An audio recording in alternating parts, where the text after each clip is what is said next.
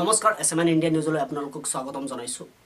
ভূগোল উৎসৱ ভোগালীক লৈ ব্যস্ত ৰাজ্যবাসী, মাজত মাত্ৰ বাকী কেইটামান দিন। সাংস্কৃতিক নগৰী কাকি তাৰো ব্যতিক্ৰম নহয়। কাকিৰ পাতৰিত ৰাইজৰ ৰংঘৰ সদৃশ ভেলাঘৰ নিৰ্মাণ। আমি সেই দৃশ্য দেখুৱাবলৈ পোনে যাব ওলাইছোঁ পাতৰিত। পাতৰিত উপস্থিত আছে আমাৰ সংবাদদাতা নাছিম আহমেদ।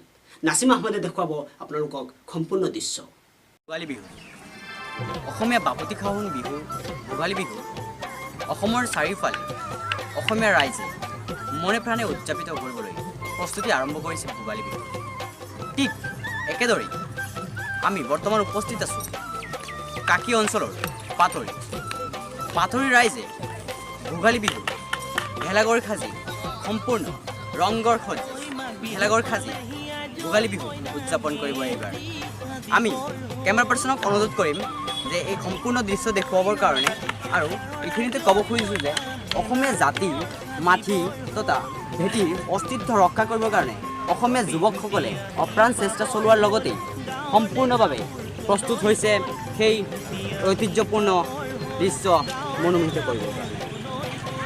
যুৱকসকলে কৈছে যে তেখেতসকলে সম্পূৰ্ণভাৱে ৰাইজৰ সহযোগত তেখেতসকলে নিৰ্মাণ কৰা এই ভেলাঘৰ আৰু বহুতো কাৰ্যসূচী যেনে ভোৰতাল নৃত্য আৰু বহুতো সাংস্কৃতিক প্ৰতিযোগিতাৰ লগতেই বহু ভোজ ভাতৰ আয়োজন কৰিছে।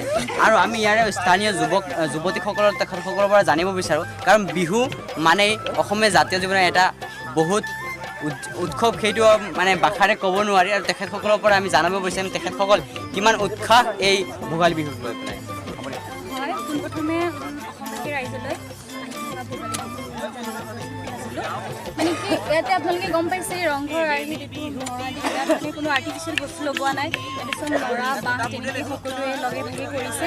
তাতে মানে কি আমি সাংস্কৃতিক এটা সন্ধিয়া মানে আয়োজন কৰিছোঁ যাতে মানুহবোৰ বৰ নহয়। তাতে আমাৰ এইটো ছাৰ আছে, আমাক ভোৰতাল নৃত্য, বিহু নৃত্য, ভূপেন্দ্ৰ সংগীত আদি কৰাই আছে।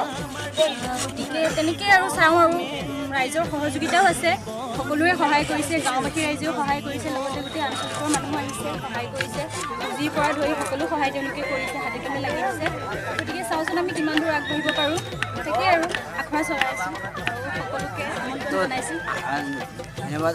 আখৰা জনাইছে আৰু তেখেতসকলে সম্পূৰ্ণৰূপে প্ৰিপেৰেশ্যন কৰি আছে, যে প্ৰস্তুতি চলাই আছে, আৰু বহু ধৰণৰ সাংস্কৃতিক অনুষ্ঠান তেখেতসকলে পাতিব। আৰু তেখেতসকল স্থানীয় যুৱতী আন এজনৰ পৰা আমি জানিব বিচাৰিম যে তেখেতসকলে কেনেধৰণৰ প্ৰতিযোগিতা বা সাংস্কৃতিক অনুষ্ঠান আৰম্ভণি কৰিব বিচাৰিম।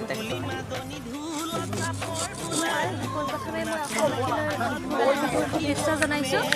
আমাৰ ইয়াতে ৰংঘৰ আকৃতি যি ভেলাঘৰ সজা হৈছে, তাতে উৰুকাৰ দিনাখন চবেই মিলি ভোজ ভাত খোৱা হ'ব।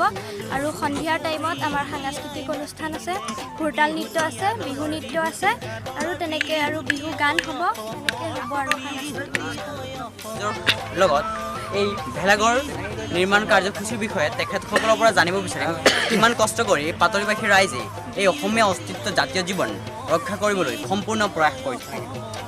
এইটো আমাৰ বাপতি সম্পদ। আমি ইয়াত এবছৰো পাতিছিলোঁ, এইবছৰ অলপ বহুলা ভিত্তিত পাতিবলৈ বিচাৰিছোঁ। 3খন গাঁৱৰ আমাৰ ৰাইজে মিলি এইটো অনুষ্ঠান পাতিছোঁ। যথেষ্ট বাঁহ ইয়াত প্ৰয়োজন আছে, প্ৰায় 200 বাঁহ প্ৰয়োজন হৈছে, আৰু 2 বিঘামান মাটি নৰাৰ প্ৰয়োজন হৈছে। আমাৰ এতিয়াও বাঁহৰ প্ৰয়োজন আছে। আমাৰ উৰুকাৰ আগত এই অনুষ্ঠানটো সম্পূৰ্ণ হৈ উঠিব। ৰাইজে আমাৰ যথেষ্ট বৰঙণি।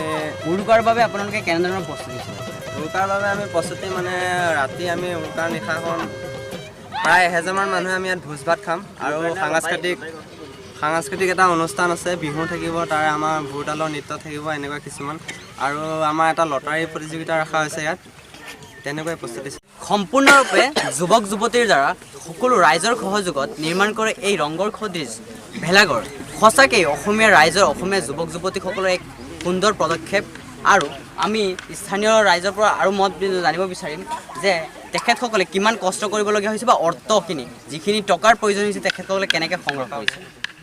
টকাটোৰ কথা ক'বলৈ নিবিচাৰোঁ, মানে ইয়াত আমি